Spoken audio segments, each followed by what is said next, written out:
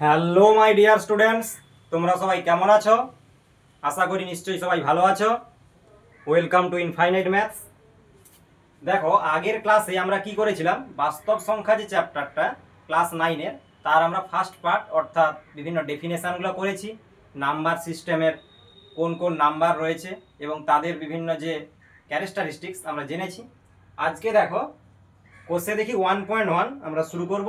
তাহলে আর বেশি দেরি না করে চলো শুরু করা যাক। দেখো, ফার্স্ট কোশ্চেন কি রয়েছে আমাদের, মূলদ সংখ্যা কাকে বলে লিখি এবং চারটি মূলদ সংখ্যা লিখি।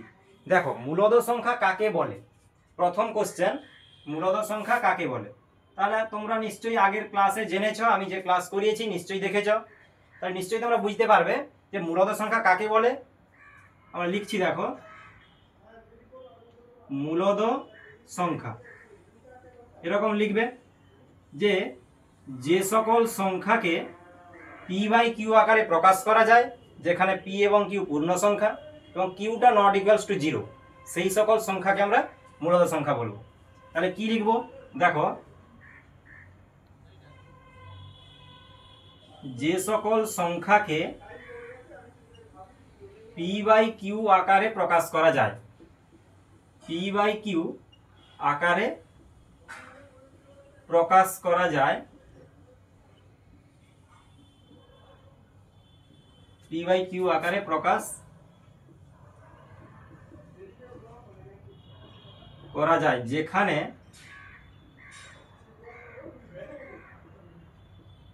পি ও কিউ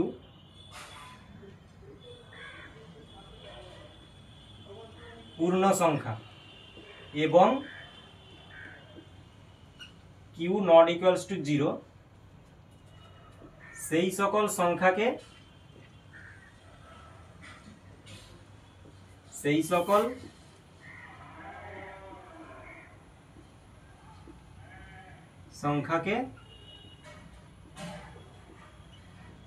মূলদ সংখ্যা বলা হয়। মূলদ সংখ্যা ব্র্যাকেটে লিখতে পারো রেশনাল নাম্বার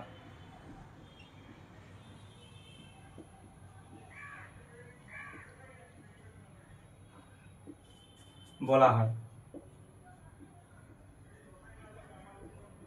দেখো, তাহলে কি লিখলাম, মূলদ সংখ্যা যে সকল সংখ্যাকে পি বাই কিউ আকারে প্রকাশ করা যায়, যেখানে পি ও কিউ পূর্ণ সংখ্যা এবং Q not equals to zero, Q zero হওয়া চলবে না, সেই সকল সংখ্যাকে মূলদ সংখ্যা বলে। দেখো, মূলদ সংখ্যাকে আমরা কিউ দ্বারা প্রকাশ করতাম, এইটা ইকুয়ালস টু কি লিখতাম, দেখো, পি বাই কিউ এই আকারে লিখতাম, সাজ দ্যাট কি হতো, দেখো, পি আর কিউ এটা বিলংস টু জেড, আমরা শিখেছি জেড বলতে পূর্ণ সংখ্যা, যেখানে কিউ হচ্ছে নট ইকুয়ালস টু জিরো, এইটা আলটিমেট আমরা জেনেছি। তাহলে পি এবং কিউ আকারে পি বাই কিউ আকারে প্রকাশ করছি, যেখানে তোমার হচ্ছে পি কিউকে পূর্ণ সংখ্যা হতে হচ্ছে। আর কিউটা নট ইকুয়ালস টু জিরো কেন, দেখো, এই যে কিউ এটা কি ডিভিশন ফর্মে আছে, ভাগ আকারে আছে, যদি নিচে জিরো হয়ে যায় তাহলে কি কোনো টার্ম, ধরো আমি লিখলাম 5/0, তো এই টার্মটা কি আনডিফাইন্ড, অসংজ্ঞাত। তাহলে এই কারণেই আমাদের কিউটা জিরো হওয়া চলবে না।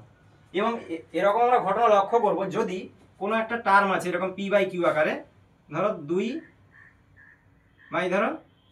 2/10 আছে, তাহলে কি হচ্ছে, দেখো, এটা যদি আমরা লঘিষ্ঠ আকারে প্রকাশ করি, 2×1=2, 2×5=10, তাহলে 1/5 হচ্ছে। তাই যে কোনো পি বাই কিউ আকারের ফর্ম যদি থাকে এবং তাকে যদি লঘিষ্ঠ আকারে প্রকাশ করা যায়, তাহলে আমরা কি দেখতে পাবো, যে ওদের যে জিসিডি বলতে গসাগু আর কি, গ্রেটেস্ট কমন ডিভাইজার, গসাগুটা দেখবে 1 আসবে, গসাগু 1 হবে। তাহলে এদিক দিয়ে আমরা বলতে পারি যে তাহলে যে সকল সংখ্যাকে পি বাই কিউ আকারে প্রকাশ করা যায়, যেখানে পি ও কিউ পূর্ণ সংখ্যা এবং Q not equals to zero, এবং ওটা যদি মানে যেই সকল আকারগুলো থাকবে পি বাই কিউ আকার, তাকে যদি আমরা লঘিষ্ঠ আকারে প্রকাশ করতে পারি, বা এমনি যদি লঘিষ্ঠ আকারে থাকে, ধরো কোনোভাবে ভাগ করা যাচ্ছে না, কাটাকাটি করা যাচ্ছে না, তাহলে কোনো প্রবলেম নেই। যদি কাটাকাটি করা যায় তাহলে আমরা দেখতে পাবো যেই ফর্মটা পাবো তার হচ্ছে গসাগু অবশ্যই 1 হবে, অর্থাৎ 1 ছাড়া ওদের মধ্যে সাধারণ কোনো উৎপাদক থাকবে না। তাহলে সেই সকল সংখ্যাকে আমরা মূলদ সংখ্যা বলবো। এবারে বলছে, দেখো, চারটি মূলদ সংখ্যা লিখি। তা চারটি মূলদ সংখ্যা কি লিখবো, চারটি মূলদ সংখ্যা অজস্র রয়েছে, তোমরা যেটা খুশি লিখতে পারো, 4টি মূলত সংখ্যা তুমি লিখতে পারো এরকম। ধরো লিখলাম 2/3, 7/11, এমনি তুমি 5ও লিখতে পারো, হয়েছে?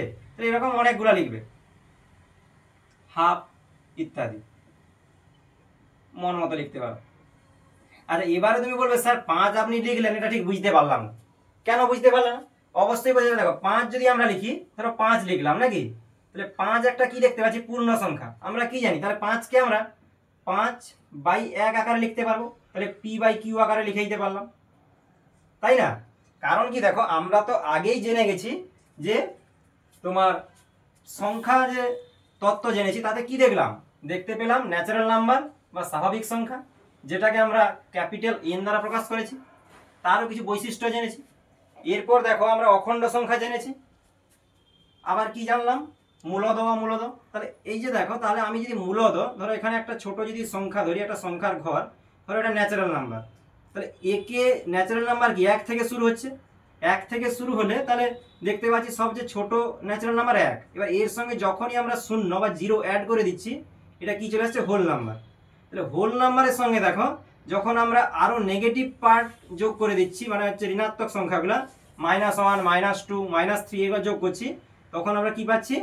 পূর্ণ সংখ্যা বা ইন্টিজার। এবার এই পূর্ণ সংখ্যা, যখন পূর্ণ সংখ্যারও যখন বাইরে আরও কিছু সংখ্যা নিয়ে আমরা দেখতে পাচ্ছি যেগুলোকে p/q আকারে প্রকাশ করতে পারছি, সেগুলো তোমার কি চলে আসছে? রেশনাল নাম্বার বা মূলদ সংখ্যা।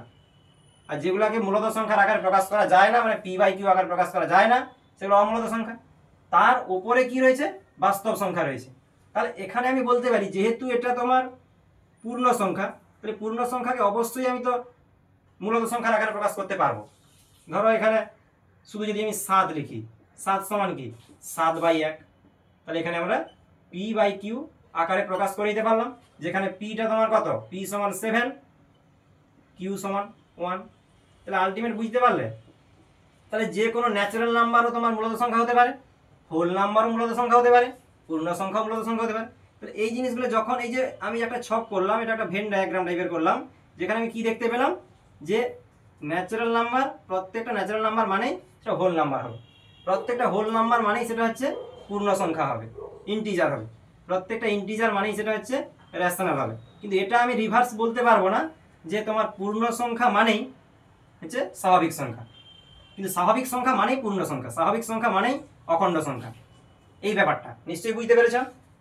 দেখো কি বললাম। এবার 2 দাগের কি কোশ্চেন আছে দেখো। 2 দাগের কোশ্চেনটা লক্ষ্য করো, কি দেওয়া আছে। এটা মুছে দিচ্ছি।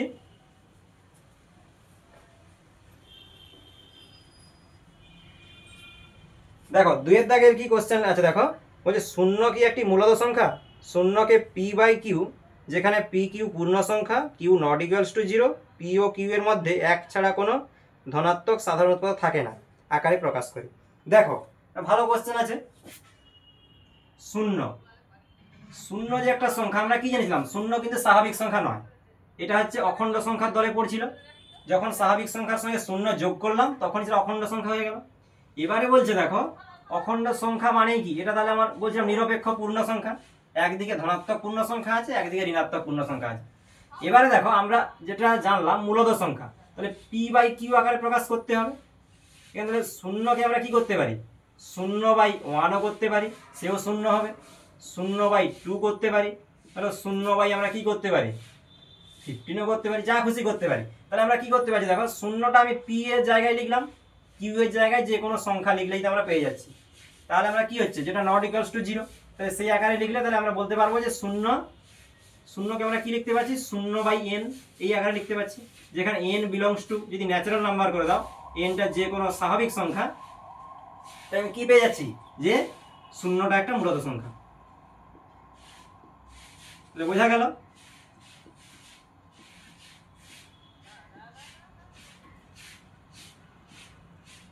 শূন্য একটি মূলদ সংখ্যা। তাহলে কি কারণে এই যে p/q আকার প্রকাশ করতে পারছি?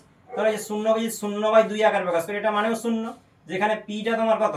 এখানে p হচ্ছে তোমার p/q হচ্ছে পূর্ণ সংখ্যা, যেখানে pটা তোমার P Q belongs to Z, পূর্ণ সংখ্যা। দেখো পি সমান তুমি কি পেয়ে যাচ্ছ 0, কিউ সমান 2, এক্ষেত্রে পাচ্ছি। অন্যভাবে সাজালে অন্যভাবে পাবে, কিন্তু আলটিমেট আমি কি জানতে পারছি যে 0 একটি মূলত সংখ্যা। নিশ্চয়ই বুঝতে পেরেছো, দেখে নাও।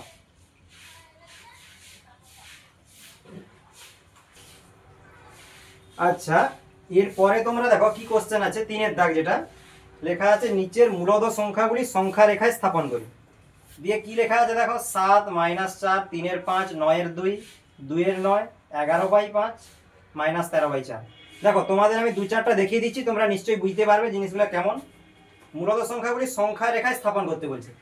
তোমরা তো ছোটবেলা শিখে এসছো যে সংখ্যা রেখা, সংখ্যা রেখা বলতে এরকম একটা অনুভূমিক একটা লাইন টেনে দেবো আমরা, যেটা হচ্ছে এক্স অক্ষ হিসেবে যদি ধরা যায়। তাহলে এইরকম হয় যদি একটা সংখ্যা রেখা, তাহলে কি বলছে দেখো, মাঝখানে তুমি ধরলে এখানে 0 আছে, এদিকে কি হয় তাহলে প্লাস ইনফিনিটিভ, এদিকে মাইনাস ইনফিনিটিভ।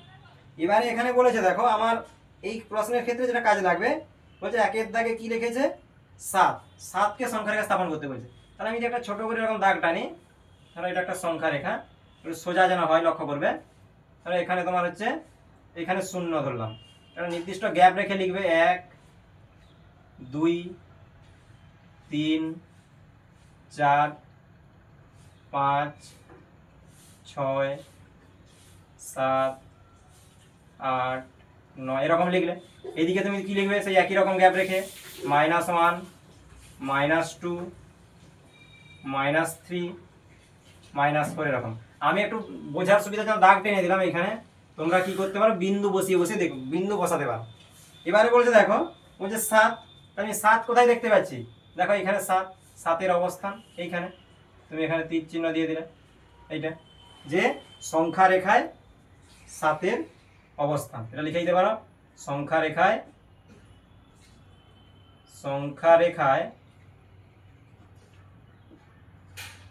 7-এর অবস্থান, 7-এর অবস্থান, এইটা নিশ্চয়ই বুঝতে পেরেছ।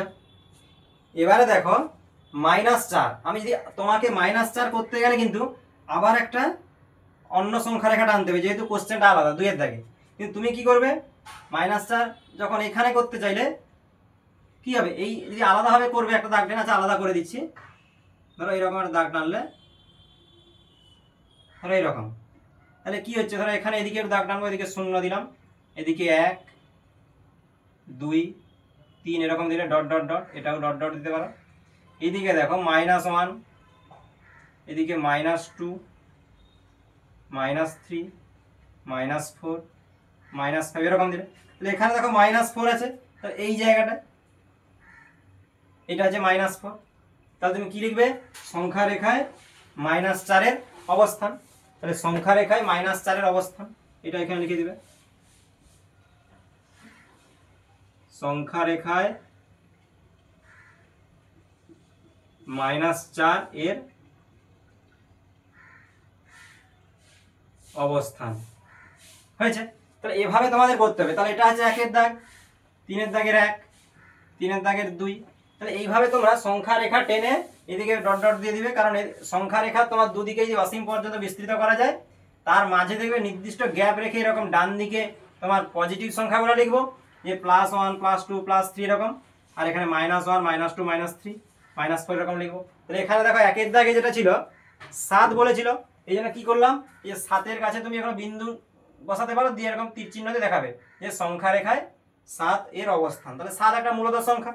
দেখো এখানে সেই মূলদ সংখ্যা বলা হয়েছে কেন, এটা আমরা এমনি কিন্তু কি জানি যে 7 একটা তোমার পূর্ণ সংখ্যা, বা তুমি 7কে তুমি কি করতে পারো, স্বাভাবিক সংখ্যা, 7কে অখণ্ড সংখ্যা সবই বলতে পারো। তাহলে এখানে মূলদ সংখ্যা বলা আছে কেন, যে 7/1 এই আকারে প্রকাশ করতে পারবো, এই জন্য এটাকে মূলদ সংখ্যা আকারে বলা আছে, যে মূলদ সংখ্যা 7 দেখাও। এবারে -4 এখানে দেখতে পেলে, এই দুটো সংখ্যা। এবারে দেখো 3/5, তাহলে 3/5 মুছে দিচ্ছি, দেখো নিশ্চয়ই বুঝতে পেরেছ। আচ্ছা এইখানে করে দিচ্ছি, দেখো 3/5 এখানে কি দেখাতে বলছে, 3/5। তাহলে তুমি কি করবে, আগে তোমাকে বুঝে নিতে হবে যে 3/5 এটা মানটা কত। তাহলে এটা দেখেই বুঝতে পারছো যে 1 হচ্ছে না, মানে 0 থেকে 1-এর মাঝে আছে। তাহলে আমি এটাকে কি করতে পারি, এটা কোনো রেখা টানলাম, সংখ্যা রেখা, তাহলে বেশি টানছি না। ধরো এদিকে প্লাস ইনফিনিটিভ, এদিকে মাইনাস ইনফিনিটিভ, ধরো এখানে 0 আছে নাকি, ধরো একটু দূরে নিলাম 1। তাহলে 3/5 বলতে আমি তাহলে কি বুঝতে পারছি, এটা 0 হচ্ছে বড়, 1 হচ্ছে ছোট। তাহলে এবার 1কে আমরা কি করতে পারি, 5/5 আকারে লিখে দিতে পারি। সহজ পদ্ধতি দেখো কীভাবে করা যেতে পারে। 5/5 আর 0কে কি করব, 0/5 আকারে লিখে দিলাম। তাহলে এবারে দেখো, তাহলে এইখানে যদি ভাগ করি আমরা, ধরো এই জায়গাটা আছে, তাহলে 1/5, এখানে 2/5, এখানে 3/5, এখানে 4/5। তাহলে এটা হচ্ছে কি 1/5, এটা 2/5, এটা 3/5, এটা 4/5, তারপরেই 5/5। তাহলে এখানে আমরা তীর চিহ্নতে দেখিয়ে দিতে পারি যে এই জায়গাটা 3/5। তাহলে এখানে আছে 3/5, এই মূলত সংখ্যাটার অবস্থান, 3/5-এর অবস্থান। তুমি লিখে দিতে পারো 3/5 এর অবস্থান।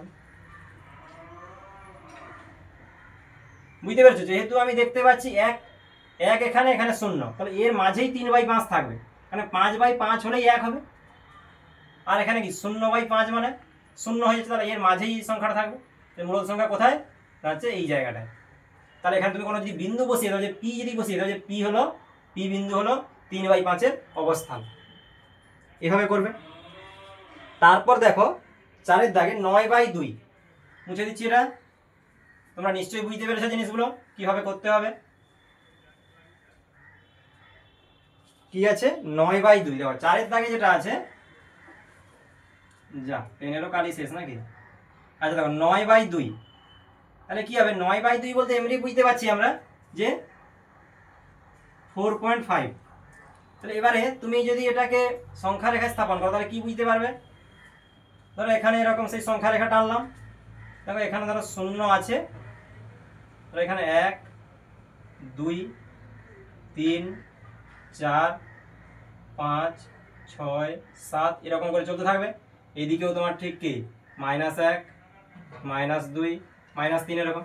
এবারে দেখো এই যে 9/2 মানে 4-এর চেয়ে বড় কিন্তু 5-এর চেয়ে ছোট, মানে 4.5 যেটা দেখতে পাচ্ছি আমরা, মানে ঠিক মাঝামাঝি। তাহলে এটা আমরা কি করব, এই জায়গাটা বসিয়ে দেব,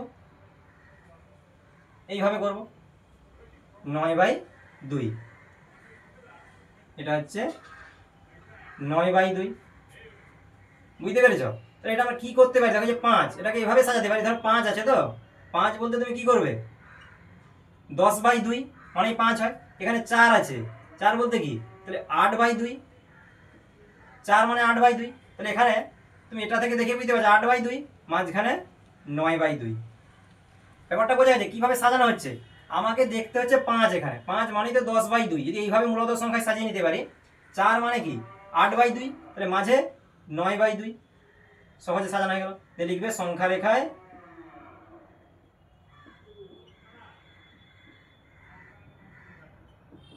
9/2 এর অবস্থান, এভাবে লিখবে। তারপরে দেখো 2/9, এবারে তার উল্টোটা দেওয়া আছে 2/9, এখানে করছি।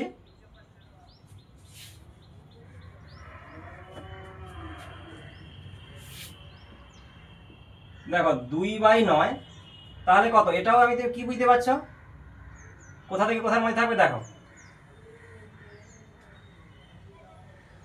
ধরো এখানে 0 ধরলে, এখানে -1, -2 ডট ডট দিয়ে দিলাম, বেশি লিখলাম না। ধরো এখানে 1 হয়েছে, তাহলে এখানে 2, এখানে 3, 4 এরকম চলতে থাকবে। এবার একটা জিনিস লক্ষ্য করো, 2/9 মানেও ঠিক 0-এর চেয়ে বড় কিন্তু 1-এর চেয়ে ছোট, কারণ 9/9 হলেই আমার এটা 1 হতো, এটা আমরা জানি তো। তাহলে এবার এটাকে দেখো পরের লাইনে করছি কিভাবে হবে দেখো।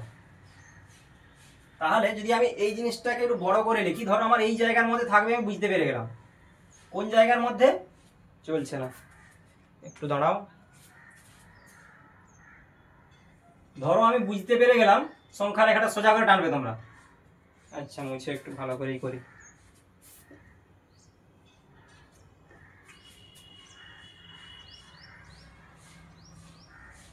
ধরো এরকম নাকি, তাহলে এবারে আমি বুঝতে পারছি যে এটা হচ্ছে তোমার 0 থেকে 1-এর মধ্যেই থাকবে। এবার দেখো এই যে 2/9, ধরো 1 যেটা আছে 1কে আমরা কি করতে পারি, 1 = 9/9 এরকম লিখতে পারি। আর 0 = কি 0/9। তাহলে এবারে দেখো এখানে, তাহলে এখানে কি করব, 1/9, 2/9, 3/9, 4/9, 5/9, 6/9, 7/9, 8/9, এবারে 9/9 বলতে 1। তাহলে এই জিনিসটা থেকে সহজে বোঝা যায়। তাহলে 2/9 কোথায়, তাহলে এই জায়গাটায় দেখো, এখানে হচ্ছে 2/9। তুমি ধরো পি বিন্দু বা কিউ বিন্দু দিয়ে দিলে, যে কিউ বিন্দু হলো 2/9-এর অবস্থান সংখ্যা রেখায়। কিউ বিন্দু ধরো এখানে আমি দিলাম পি বিন্দু, তাহলে লিখবো অতএব সংখ্যা রেখায় পি বিন্দু হলো 2/9 এর অবস্থান। তাহলে সহজে বুঝতে পারছো। নইলে তোমরা এমনি আলটিমেট বুঝতে পারবে যে ধরো 0 থেকে 1-এর মাঝে আছে। একটু ভালো করে করতে চাইলে এভাবে করবে যে 1কে আমি তাহলে কি 9/9 আগে সাজিয়ে নিতে পারছি, আর এখানে 0কে 0/9, তাহলে তার পরেই থাকবে তো 1/9, 2/9, 3/9 ডট ডট ডট এরকম থাকবে। তাহলে দেখতে পাচ্ছি 2/9-এর অবস্থান ঠিক এই জায়গাটায়। তাহলে আমি বলতে পারবো যে ধরো এইরকম জায়গাটায় 2/9। তাহলে বোঝা গেছে। এবার দেখো 11/5। তাহলে 11/5-কে কি করতে পারি আমরা, 11/5-কে দেখো, ধরো 11/5, তুমি তার আগে দেখে নিতে পারছো যে 11/5 বলতে 5 দুনে 10, 1 10, 5 দুনে 10। এবারে কি হচ্ছে দেখো, এরকম রেখা টানলাম নাকি, ধরো এখানে 0, এখানে ধরো -1, -2,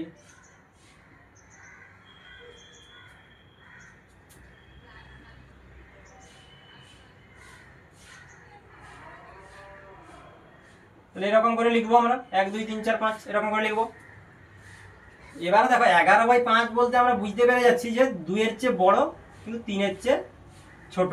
তাহলে এই জায়গাটার মধ্যে হবে। এটাকে যদি একটু বড় করে এই জায়গাটাই করতে চাই, ধরো আমি এখানে একটা দাগ টানলাম, শুধু এখানে কি দেখাবো, ধরো এখানে তোমার 2 আছে, এখানে ধরো 3 আছে নাকি, বলছে 11/5 এটা দেখাতে হবে।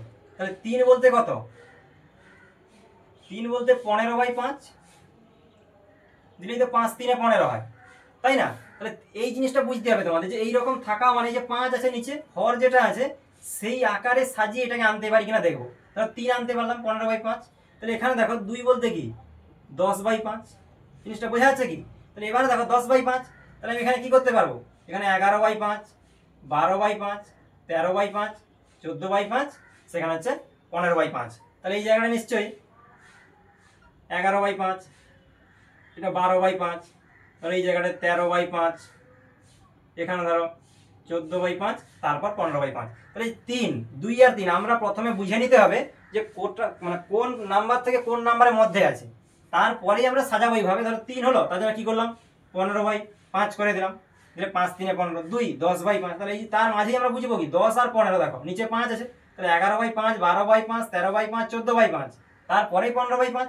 তাহলে 11/5 অবশ্যই আমার কার মধ্যে থাকবে, 2 এবং 3-এর মাঝে। তাহলে কোন জায়গাটায়, ধরো এই জায়গাটা আমি দেখতে পেলাম যে সংখ্যা রেখায় এটা হচ্ছে 11/5-এর অবস্থান। তাহলে তুমি কি করবে, ধরো এই জায়গাটায় 11/5 এর অবস্থান।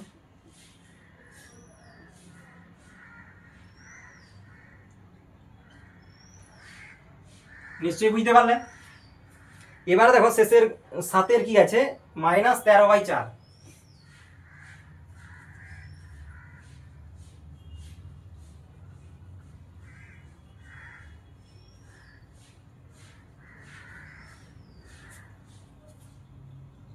সাতের দাগে 3-এর দাগের 7, 3-এর দাগের শেষ অঙ্ক, একদমই চলছে না পেনটা। আচ্ছা হোক।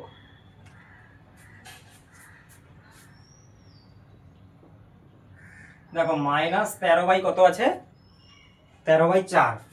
আচ্ছা দেখো 13/4, আমরা যদি 13কে ধরো 4 দিয়ে যদি ভাগ করতাম কি বুঝতে পারতাম যে 4 3 12 হয় না, 4 3 12 মানে 3-এর চেয়ে একটু বড়, কিন্তু 4 4 হলে 4 4 16 হয়। তাহলে ঠিক তাহলে কি হবে 3 এবং 4-এর মাঝে থাকবে। আমরা সংখ্যা রেখা টেনে দিলাম, ধরো এটা করলাম। এবারে আমি অন্যান্য সংখ্যাগুলো লিখছি না, ধরো এখানে বুঝতে পেরে গেছি যে 3-এর চেয়ে বড়, 4-এর চেয়ে ছোট। এবারে কি করবো দেখো 13/4, ধরো এখানে আমি কি করতে পারতাম, এখানে 4 আনতে গেলে কি হবে, নিচে 4 থাকা এবং 4 আনতে হবে, তাহলে 16 করব, তাই না? 4 4-এ 16, 16কে 4 দিয়ে ভাগ করে 4 পাচ্ছি। তাহলে এইভাবে আমার সাজাতে হবে, 4 আছে, আমি এখানে 4 রেখে কি করে, মানে 4 যেহেতু এইটা আছে তাহলে 4 আনবো কি করে, তোমার এখানে যেহেতু 4 লেখা আছে, তাহলে 16কে 4 দিয়ে ভাগ করে 4, এখানে কি হবে, তাহলে 12কে যদি 4 দিয়ে ভাগ করি, যেহেতু 4 আছে তাহলে 4 দিয়ে ভাগ করবো, 12কে 4 দিয়ে ভাগ করলে কত, 4 3-এ 12। তাহলে দেখো এর মাঝে আমরা কি দেখতে পাচ্ছি, তাহলে এখানে নিশ্চয়ই 13/4 হবে, 14/4, 15/4, 16/4। তাহলে এই ভেবে তোমাকে কি করতে হয়েছে, তাহলে নিশ্চয়ই আমার এটা 12/4 আছে, তাহলে এখানে 13/4, এখানে 14/4, 14/4 সরি। আচ্ছা একটা জিনিস তোমরা খেয়াল করো, মাইনাস ছিল কিন্তু, তাহলে এটাকে আমরা মাইনাস আকারে ধরে নিচ্ছি। আচ্ছা মাইনাস ধরলে হবে না।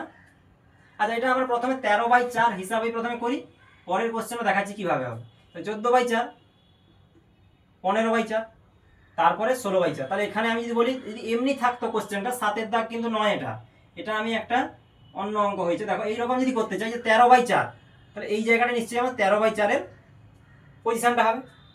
কিন্তু দেখো যদি মাইনাসের ক্ষেত্রে করতে চাইতাম, প্রশ্ন কিন্তু মাইনাসে ছিল, তাহলে কি করতে হবে, আমি এরকম সংখ্যা রেখা টানলাম, এখানে তোমার যদি ধরো 0 হতো, এখানে -1 এরকম করে করে হতো, তাহলে তোমার এদিকে কি হবে, ধরো এখানে আমি ধরলাম -2, -3, ধরো -4 এরকম। তাহলে এক্ষেত্রে -5 এরকম যদি থাকে, তুমি এবার নতুন করে যদি করতে চাই,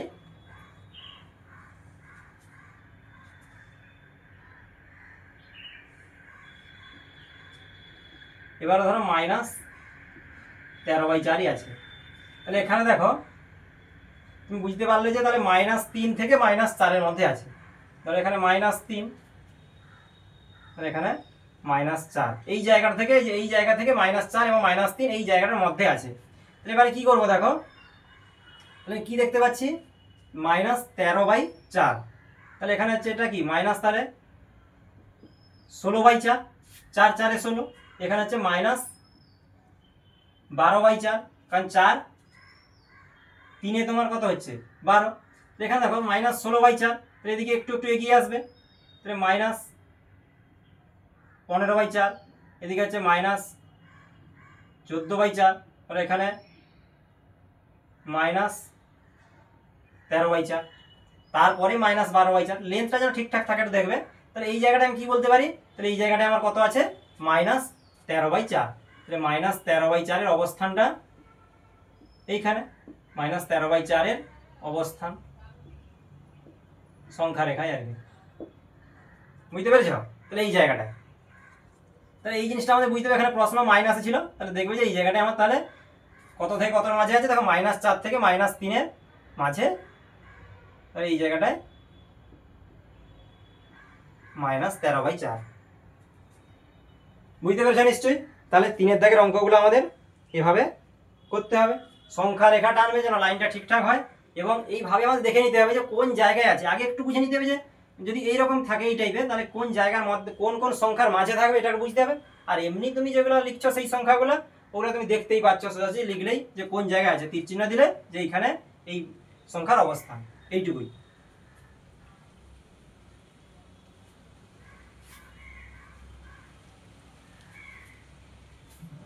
দেখে নাও।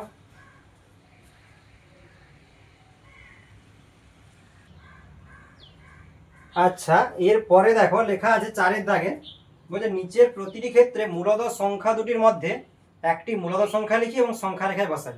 তাহলে আমি তোমাদের ব্যাপারটা বলে দিচ্ছি, দু একটা করিয়ে দিচ্ছি। দেখো এই 4 ও 5 লেখা আছে প্রথমে, তাহলে একটা মূলদ সংখ্যা কি করে বার করবে এবং সংখ্যা রেখায় বসানো তো আগের পদ্ধতি জানলে, ওইভাবেই বসাবো।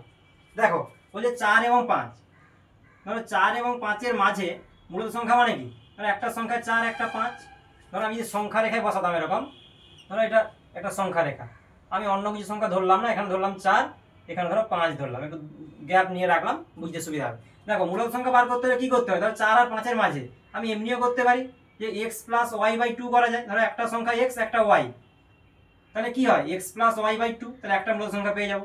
তাহলে কি 4 যুক্ত 5 বাই 2, 9 বাই 2, তাহলে 9 বাই 2 ঠিক এর মাঝে হবে। ধরো এই জায়গাটায় 9 বাই 2। নইলে কি বলছিলাম সেই আগের পদ্ধতি, তুমি যা অনেক কিছু করা যাবে। এখানে কি আছে, ধরো 5 আছে নাকি, তাহলে 10 বাই 2, 10 বাই 2 মানে কি 5, এখানে 4 মানে কি 8 বাই 2, তাহলে এখানে 9 বাই 2 করে নিতে পারবে। এই হচ্ছে ব্যাপার, বোঝা গেছে? একটা সংখ্যা বার করলাম, যদি এইটা চেঞ্জ করি 5 রাখবো, কিন্তু যদি অন্যভাবে করি তাহলে কি হবে, আমার এর ভেতরে আরও অনেক মূলত সংখ্যা লেখা যাবে, সেই আগের প্রসেস। তাহলে এইভাবে করতে গেলে আমাদের কি হবে, তাহলে x প্লাস ওয়াই বাই 2 করে দিলাম। ধরো এর মাঝে আবার করতে চাইবো, তাহলে কি হবে, তাহলে 4 প্লাস 9 বাই 2 বাই 2, এভাবে করা যাবে। আবার ধরো এটা করতে পারি 9 বাই 2 প্লাস 5 বাই 2, তাহলে এর মাঝে পেয়ে যাবো। এইভাবে আমরা কি করব, তাহলে হচ্ছে মূলত সংখ্যাগুলো বের করতেও পারবো এবং সংখ্যা রেখা স্থাপন তো শিখে গেছো। দেখো 1 আর 2, ধরো 1 আর 2 এর মাঝে আছে, যেটা 2 এর দাগে বলেছে যে 1 এবং 2 এর মাঝে বের করো। তাহলে 1 আর 2 এর মাঝে কি করবো, সেই 1 যুক্ত 2, 1 যুক্ত 2 বাই 2 মানে 3 এর 2।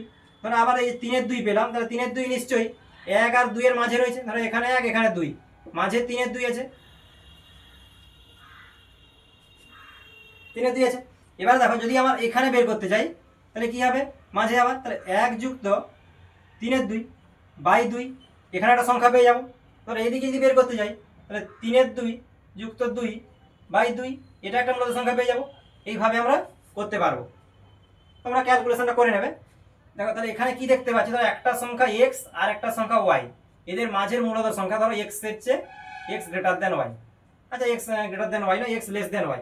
তাহলে এবারে কি হবে, দেখো যদি আমরা দেখতে চাই যে এটার মাঝে বের করবো, তাহলে কি হবে, x এবং y যোগ করব, 2 দিয়ে ভাগ করব। এই প্রসেস যদি আমি কন্টিনিউ করতে থাকি তার মাঝের তাহলে মূলত সংখ্যা পেয়ে যাবো।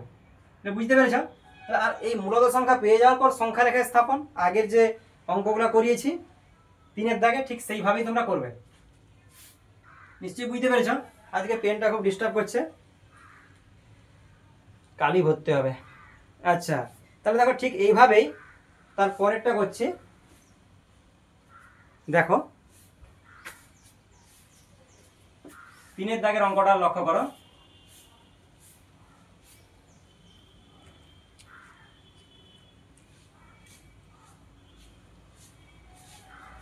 দেখো 3 এর দাগের অঙ্কে কি দেওয়া আছে, লেখা আছে 1 এর 4 ও 1 এর 2। তাহলে 1 এর 4 1 এর 2 এর মাঝে আমরা কি করব, ধরো 1 এর 4 আর 1 এর 2 এই দুটো দেওয়া আছে। তো এর মাঝে যদি একটা মূলত সংখ্যা বের করতে চাই, বেশি কষ্টের কিছু দরকার নেই, সবসময় কি করবে, যোগ করব, 2 দিয়ে ভাগ করে দেবো। তাহলে 1 এর 4 যুক্ত 1 এর 2 বাই 2, তাহলে এখানে কি হবে দেখো, তাহলে উপরের যে ভগ্নাংশটা তাহলে কি হচ্ছে, এখানে 4 হচ্ছে 4, তাহলে 1 যুক্ত 2 বাই 2, তাহলে কত হচ্ছে দেখো, 2 1 3 বাই 4 বাই 2 মানে 3 এর 8। তাহলে 3 এর 8 যদি হয় তাহলে আমরা কি করব, দেখো 3 এর 8 বলতে কি আমাদের কত কতর মধ্যে আছে, 0 থেকে 1 এর মাঝে আছে। তাহলে এখানে 0 করলাম, এখানে 1 করলাম, যেহেতু 3 এর 8 আছে তাহলে এটা কি 8 বাই 8, 8 বাই 8 বলতে 1, এখানে আমরা কি করতে পারি 0 বাই 8 বলতে কি, এটা বলতেই 0। তাহলে এখানে এর মাঝে আমরা কি করব, 1 by 8, 2 by 8, 3 by 8, 4 by 8, 5 by 8, 6 by 8, 7 by 8। তাহলে 3 বাই 8 কোথায় পেয়ে যাচ্ছি, 1 বাই 8, 2 বাই 8, 3 বাই 8, এটা 3 বাই 8। তাহলে সংখ্যা রেখায় 3 বাই 8 এর অবস্থান, সংখ্যা রেখায় 3 বাই 8 এর অবস্থান। তাহলে এখানে 3 বাই 8 এর অবস্থান বলতে কি লিখবো, সংখ্যা রেখায় 1 এর 4 ও 1 এর 2 এর মধ্যবর্তী একটি মূলত সংখ্যার অবস্থান। লেখাগুলো বোঝা যাচ্ছে? কালিটার একটু প্রবলেম হচ্ছে, দেখো বুঝতে পারছো কিনা।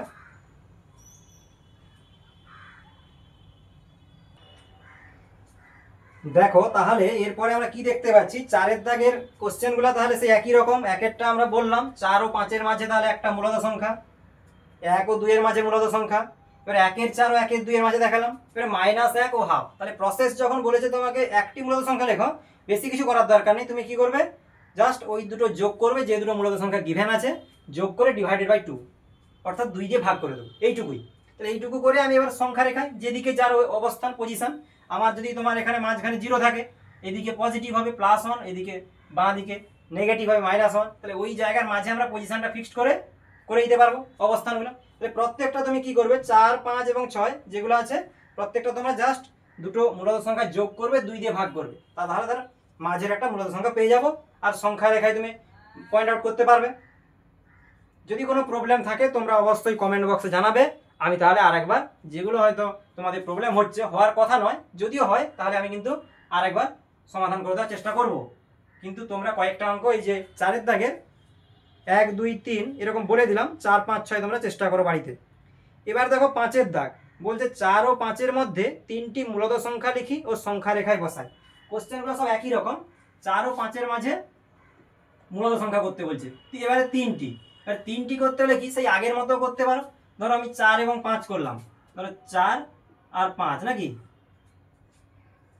4 ও 5-এর মাঝে, 4 আর 5-এর মাঝে করে দেখালাম 3টি মূলদ সংখ্যা। কি হবে, সেই তোমার হচ্ছে 4 যুক্ত 5, 4 যুক্ত 5/2, তাহলে 9/2 হয়েছে। এবার ধরো 9/2 একটা পজিশন পেয়ে গেলাম।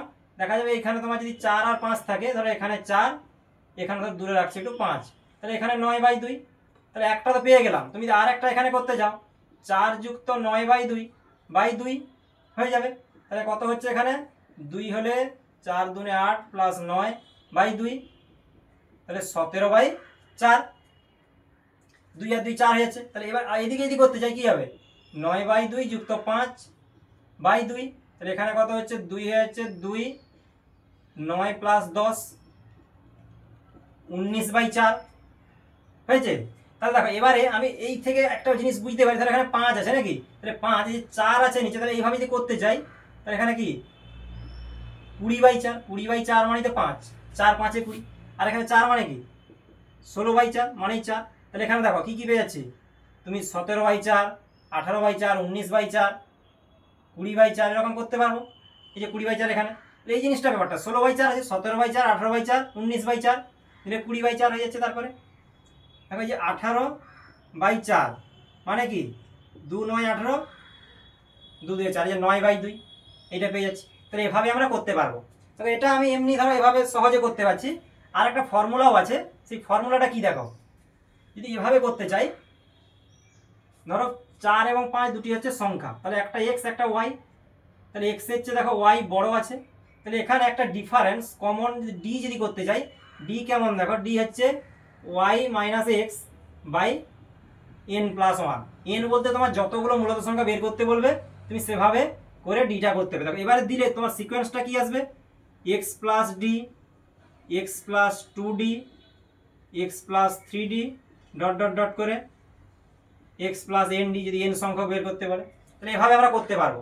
তাহলে এখানে কি দেখো, যে 4 আর 5 আছে, তাহলে ডিটা কি বের করবে, এখানে d কত হবে, তাহলে y মাইনাস x, 5 মাইনাস 4, ধরো দুটো একটা সংখ্যা যদি বের করতে বলে তাহলে কি হবে দেখো, n এর জায়গায় 1 বসাবো, একটা যদি মূলদ সংখ্যা বের করতাম, n এর জায়গায় 1, 1/1 মানে কত,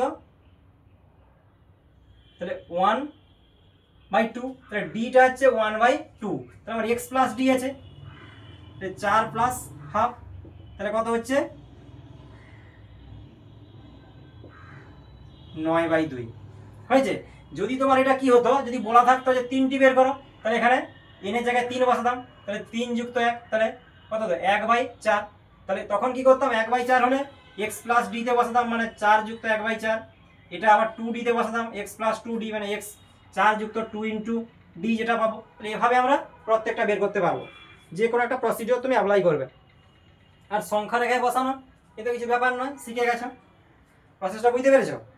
দেখো তারপরে 6-এর দাগে কি আছে, সে একই রকম চেষ্টা করবে, 1 ও 2 এর মধ্যে 6টি মূলদ সংখ্যা লিখি এবং সংখ্যা রেখায় বসাই। এই যে কোশ্চেনগুলো দেখো সব কিন্তু একই, প্রায় একই টাইপসের অঙ্ক, কোনো প্রবলেম নেই, 1.1 চেষ্টা করবে নিশ্চয়ই পারবে। তারপর দেখো সাতের দাগে কি আছে, 1-5 ও 1-4 এর মধ্যে 3টি মূলদ সংখ্যা লিখি, সেই একই রকম 1-5 যুক্ত 1-4/2 করে দিতে পারো, তাতে একটা পাবো। তাহলে ওই দুটোর মাঝে আবার যোগ করে 2 দিয়ে ভাগ, ওই প্রসেসে করতে পারো। আচ্ছা, এবার 8-এর দাগে দেখো, 8-এর দাগে কি আছে, আমি কিন্তু কয়েকটা অঙ্ক করালাম না, তোমাদের বাড়িতে হোমওয়ার্ক হিসাবে দিয়ে দিলাম। তোমরা কিন্তু বাড়িতে অবশ্যই করবে, না পারলে অবশ্যই জানাবে যে স্যার পারিনি, তাহলে আমি কিন্তু আবার বোঝানোর চেষ্টা করব। যদি কিছু ঘাটতি থেকে থাকে তোমাদের বোঝার, বা আমার যদি কিছু ঘাটতি থেকে থাকে বোঝানোর, আমি অবশ্যই চেষ্টা করব। তোমরা কিন্তু সঙ্গে থাকো এবং প্র্যাকটিস করতে থাকো। এবারে দেখো 8-এর দাগের কোশ্চেন কি আছে। 8-এর দাগে তোমার দেওয়া আছে যে বক্তব্যটি সত্য হলে টি এবং মিথ্যা হলে এফ, মানে ট্রু এবং ফলস সেটা লিখতে বলছে। বলছে দুটি পূর্ণ সংখ্যা যোগ বিয়োগ ও গুণ করে পূর্ণ সংখ্যা পাই।